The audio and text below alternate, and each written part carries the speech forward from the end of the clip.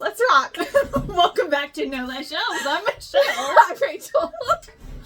Let's rock and roll, guys. Rachel's really energetic. Listen, I got a whole stack of BTS stuff. Of her latest obsession is not book related, but we're still here for it. I support you. Good. Listening to Korean pop. Specifically BTS. Caveat, yeah.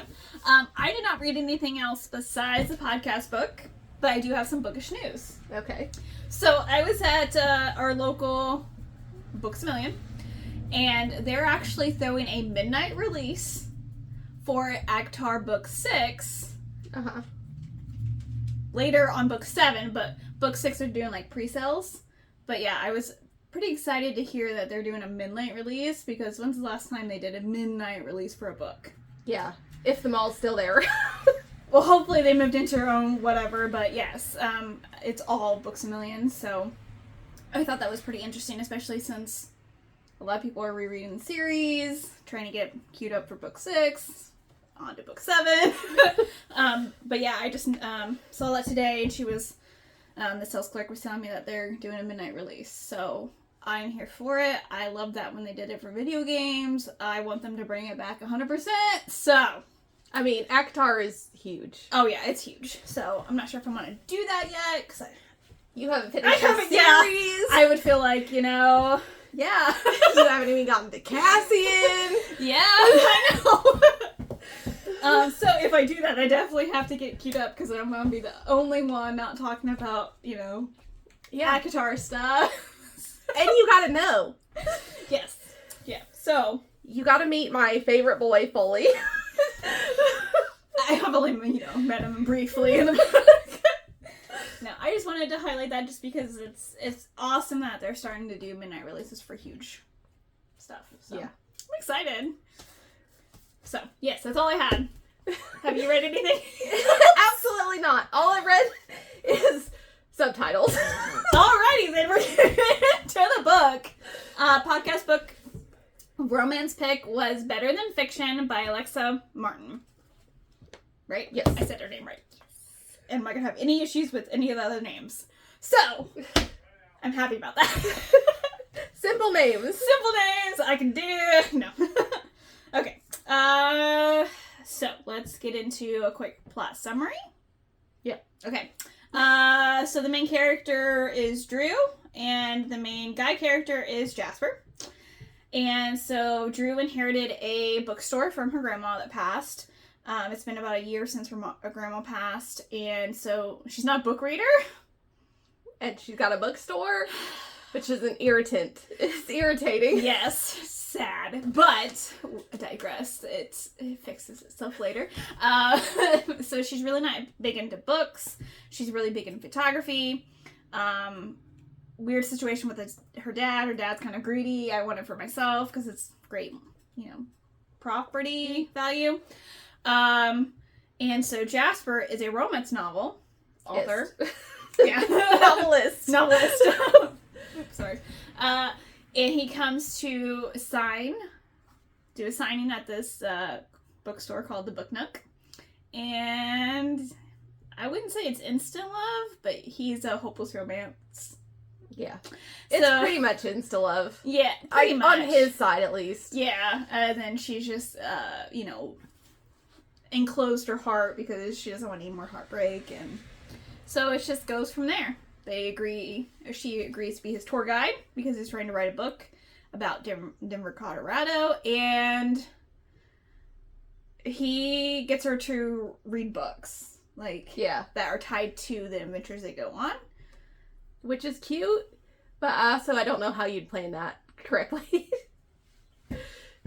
I mean, she gave him a guide, so it'd have to be kind of close. I don't know.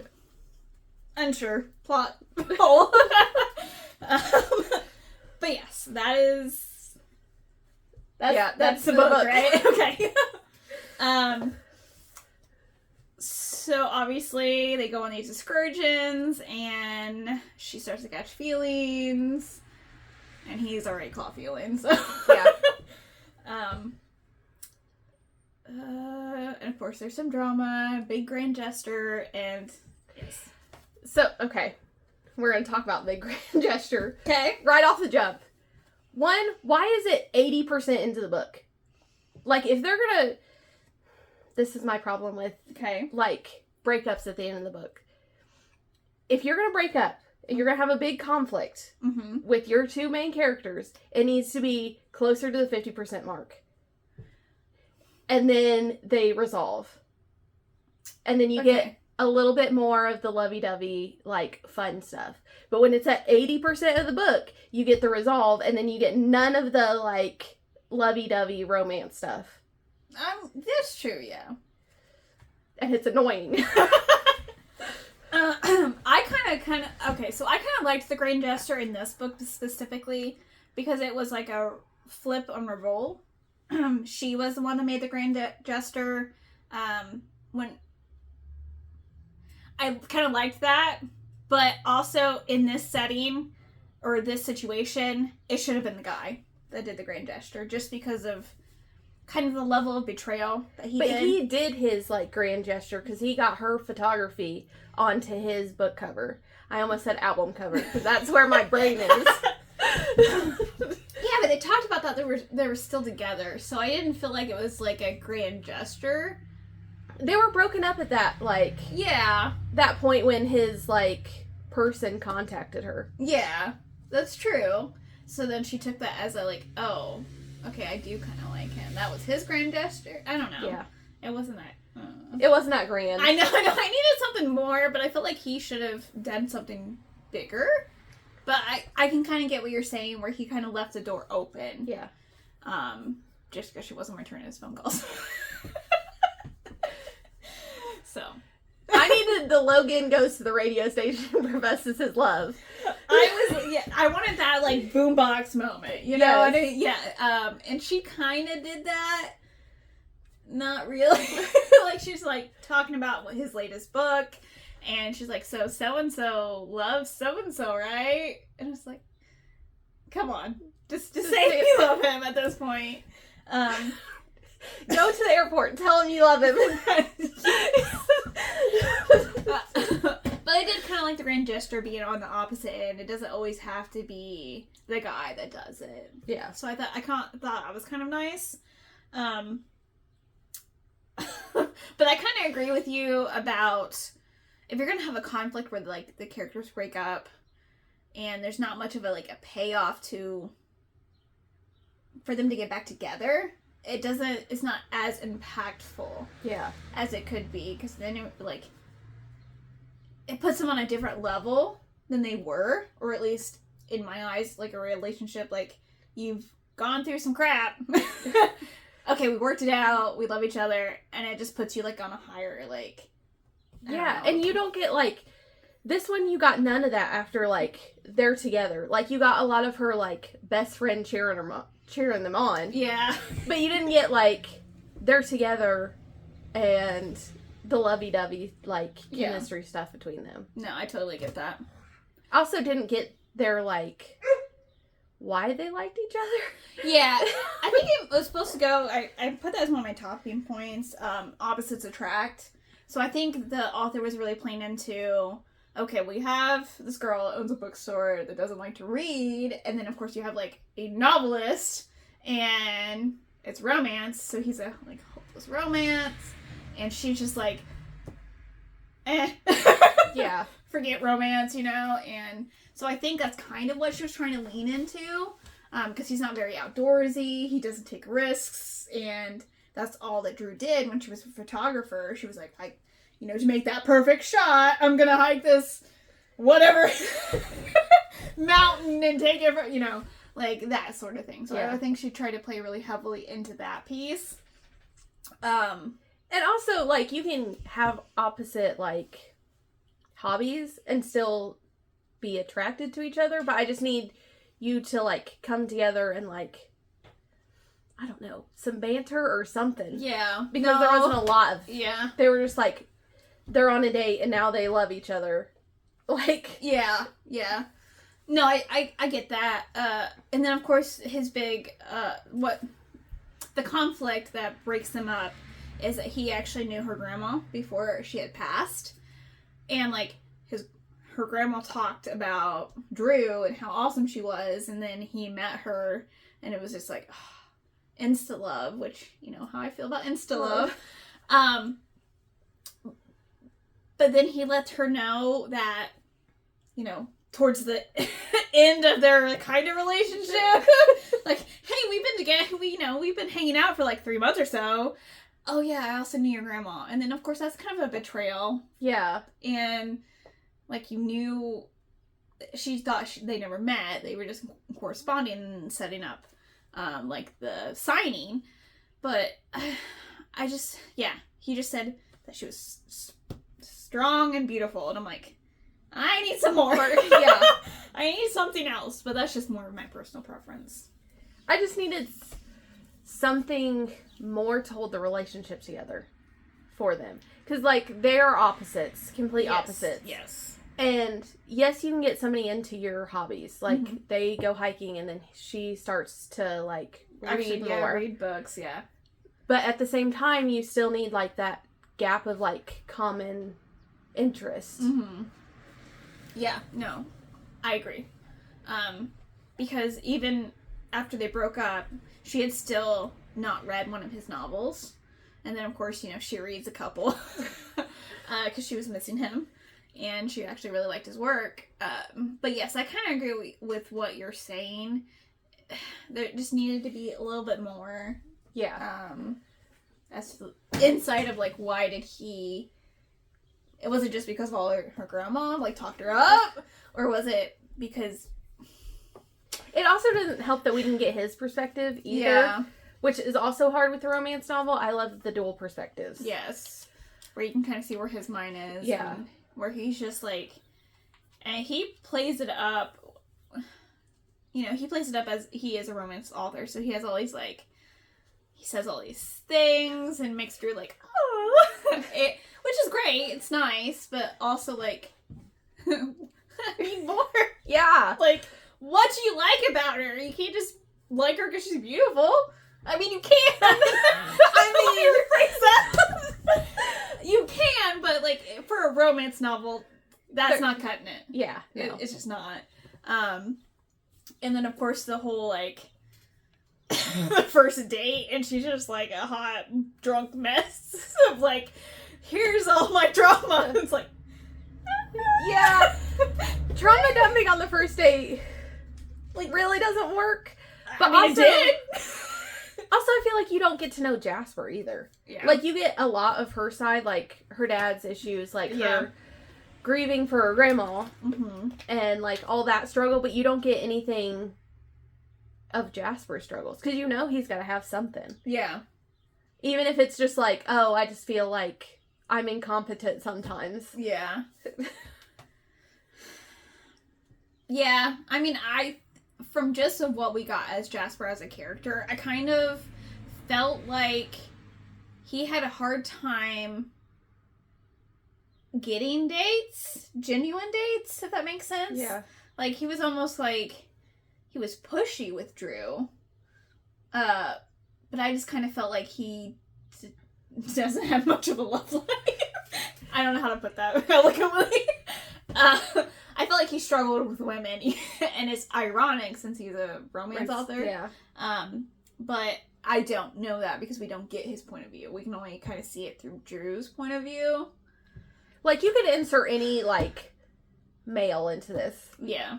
Yeah. And it'd just be Jasper. He's just, like, standard male. Yeah. Yeah. He's the start of your sim creation. I mean, it's pretty accurate. He really didn't have... Yeah, he didn't have the struggles and stuff that Drew had. Drew was more of a relatable character. You can kind of feel her struggles and understand that she's human. Yeah. With Jasper, I just felt like whatever novels he writes is just Jasper himself inserted in there. Because I didn't get any of his struggles, like what you said. Yeah. Like, you don't... I mean, we did see he's not the greatest at sports. or anything. He's I not can't really- Brandis at altitude sickness, which is everybody. Yes. So you can't really get that on him, but like, yeah, he was pretty. He's not outdoorsy. And of course Drew is, because she took a lot of outdoor photography. She did a lot of landscapes. Yeah. So,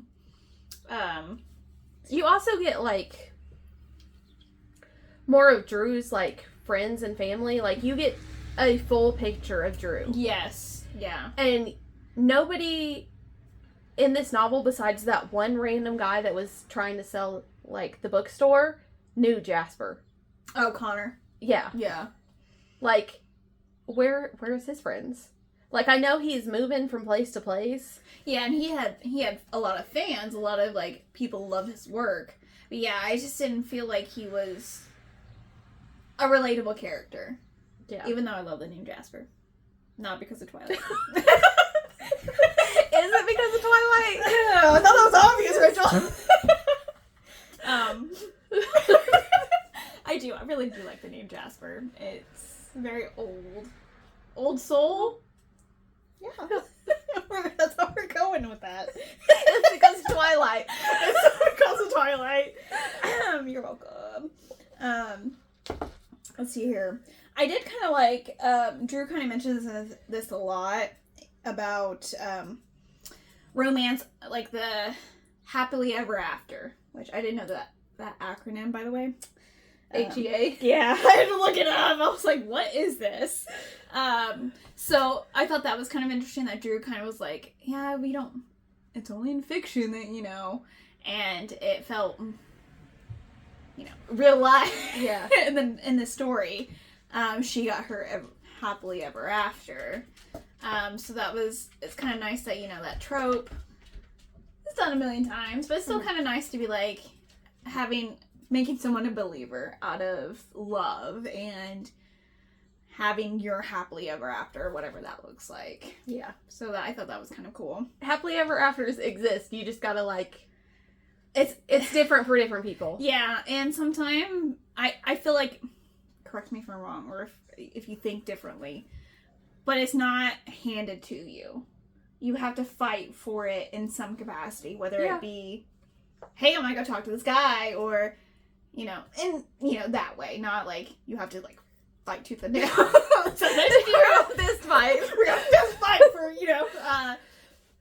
But I mean, I feel like there is always something you have to do to move that forward, and a lot of people just expect it to just happen to them. Yes.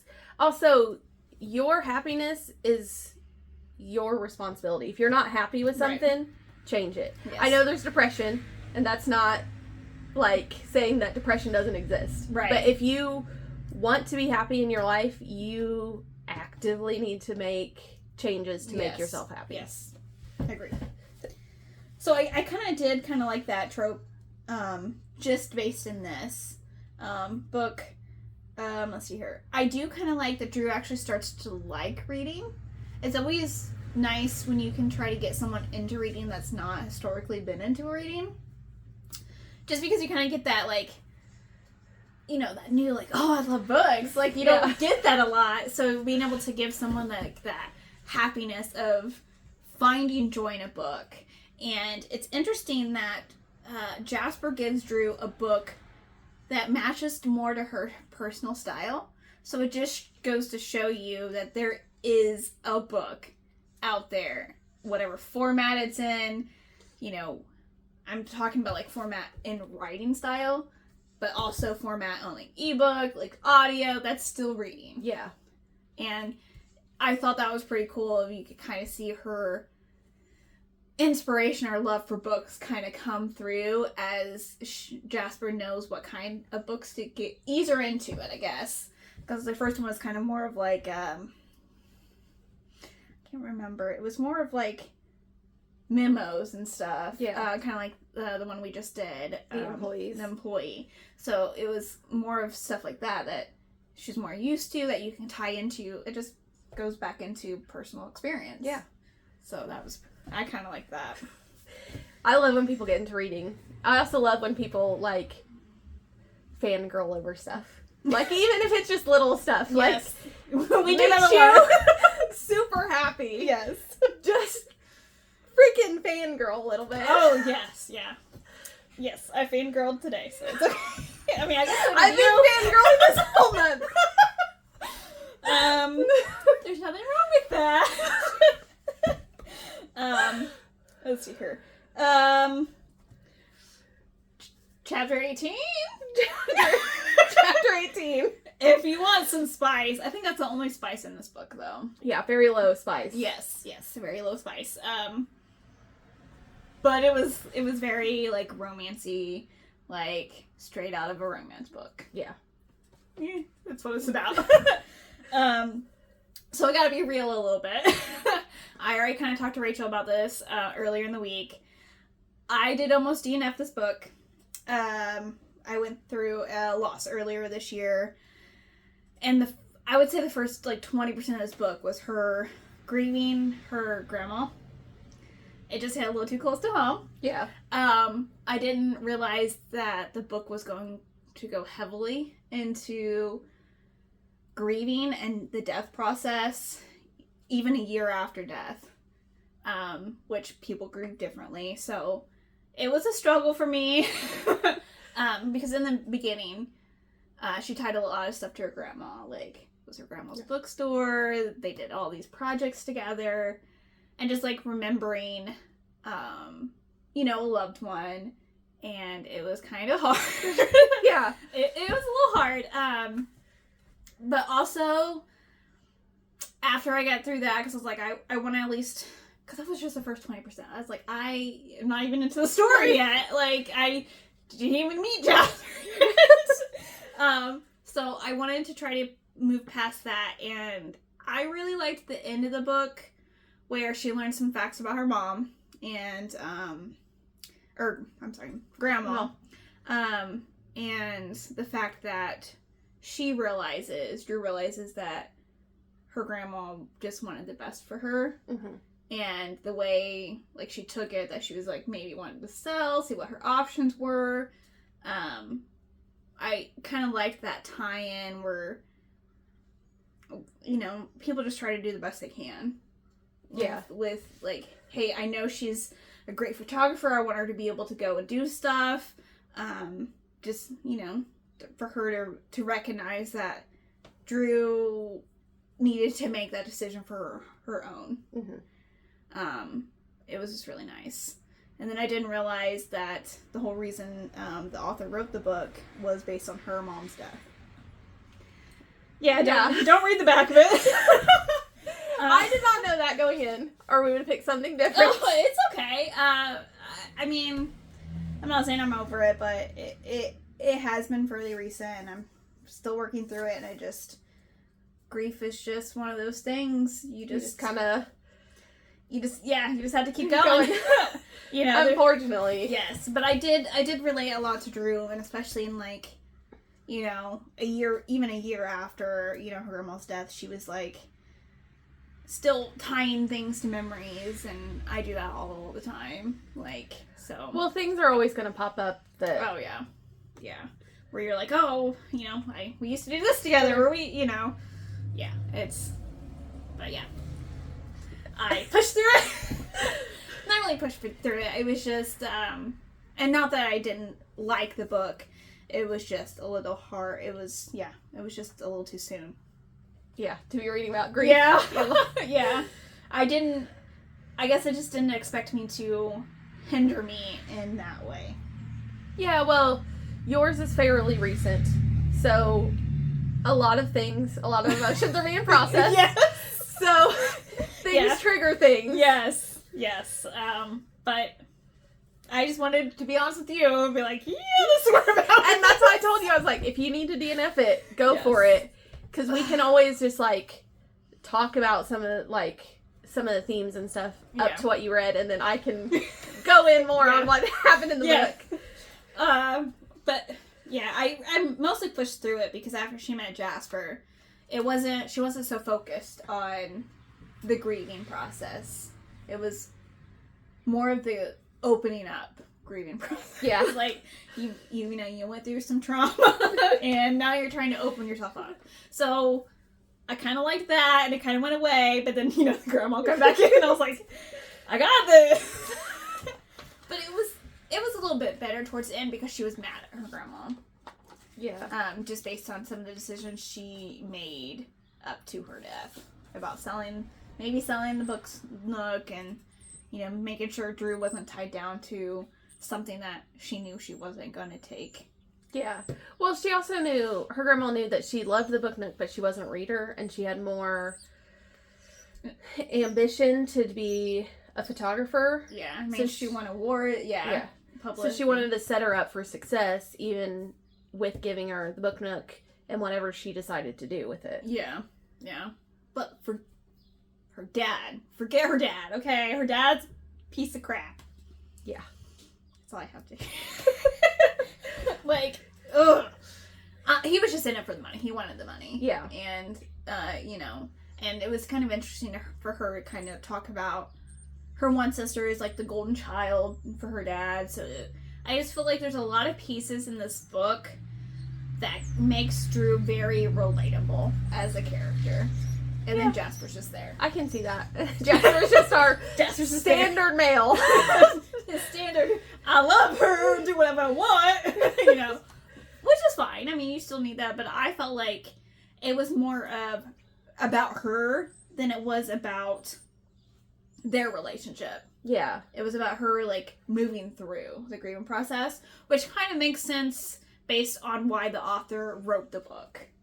Yeah, which I can see that. Yeah. I just wish we had Jasper's perspective, so that way we could get, like, both sides of the relationship, because with just her, you get a good feel for her, but you don't get a good feel for our other main character. Yeah. Which, yeah. I needed something else to make him more human. Does that make sense? Yeah. Not just a robot. Just base him. Yeah. You know, because you didn't know what, and that's my struggle with Insta Love. Like, if it's Fated Mates, that's kind of different, but like Insta Love is just more why? I need the why. Yeah. Because Fated Mates, you know, like, there is, like, reasoning behind that, or, like, you know, mating with, like, werewolves and stuff, like, that, it makes sense. Uh-huh. Like, you already have, like, a foreknowledge of, like, this is, you know, standard. If it's something different, then obviously the author lets you know. But for Insta Love, it's really hard for me to be like, okay, where's the connection? What's holding you guys together? There needs to be Something. Glue of some sort. Well, that's why I like enemies to lovers, because they go at it, they bicker, and then they are like, they're drawn to each other. They can't stop not being together. They go at it or go at it. Both. You know, we like a good, you know, angry, sexy, and it's fine. I mean, I agree with you.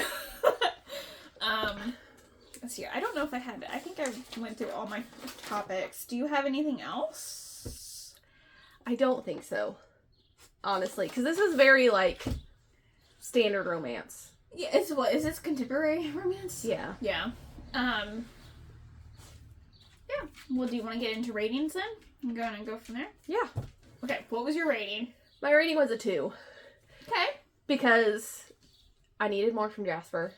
Honestly. Yeah. And it just wasn't for me. Okay. It's not that it's bad. It's just not what I normally read. Yes. Yeah, contemporary romance is one that I think we both struggle with rating. Just because we're so much into fantasy and romance, you know. That's just our go-tos. But yes, so my rating, I actually did a 2.5, 2.5 stars. I struggled with it, but it was more preference, so I didn't really ding the book for that, you know, for the grieving part. I think it actually made me feel better about grieving, and that's probably why I gave it the rating I did. Yeah. It's a good book, but also it's okay to still miss someone like a year out, and you know. Even further than that. Oh, yeah. too. Yeah, but it was just kind of not nice to see your struggle, but just to know that people go through grief in different processes, I guess. So that was kind of the reason I gave it. I did kind of like Drew's character. I felt like she was really relatable, but I just needed a little bit more of the middle. I needed a little bit more on that front. I would almost say it's a kind of a really slow burn. I mean, yeah. Which is fine, but yeah, I needed a little bit more I needed a little bit more connection from relationship. them. Yeah. Yeah. I agree. So, spice level, It's 1. if that. If that. Like I said, there was just, I think, one chapter, yeah, it was just It's one not chapter. a bell pepper, but it's getting there. Yeah. It's almost there. Yeah, yeah. It's like, yeah. And, of course, in true, like, contemporary romance, you know, it's the best she ever had. And I hate it when that's used. It's just really cringy, but that's just preference. Just preference. Nothing bad with it. I just don't like it. Yeah. It is what it is. It is what it is. I'm sorry, it's just cringy. Okay. So that was Better Than Fiction by Alexa Martin. Okay. Next week is our fantasy. We're gonna go swimming in the Starless Sea by Erin Morgenstern. I don't know if I want to go swimming. I mean, boat maybe. So that will finish out. We're in May. Yeah, May, and then June. Some books we already have picked, and we have them in order that we're going to read in this time. So our theme was favorites. I was like, what am I missing? Okay, so one of my favorites is going to be our sci-fi pick. It's called Enclave by Anna Aguirre. This is my horror pick. It's called Devil's Creek by Todd Kressling. I'm gonna have to figure out how to pronounce his name. I'm gonna get it. Okay. Our fantasy book is one of my picks. It's called Bloodlines by Rochelle. I want to call her Rachel. Rochelle Mead. She's also the author of The Vampire Academies, which this is a spinoff of, kind of. And our last one is our romance pick. This one's loosely favorites because neither of us have read this. But it is No Fear by Tate James because we are going to be meeting Tate James in August. And we're excited for Yes. I'm excited for the whole month of August. But that's for different reasons. Yeah. So, if you're interested in reading any of this with us or just want to watch our episodes, definitely check back. Yeah. All right, see you later. Bye.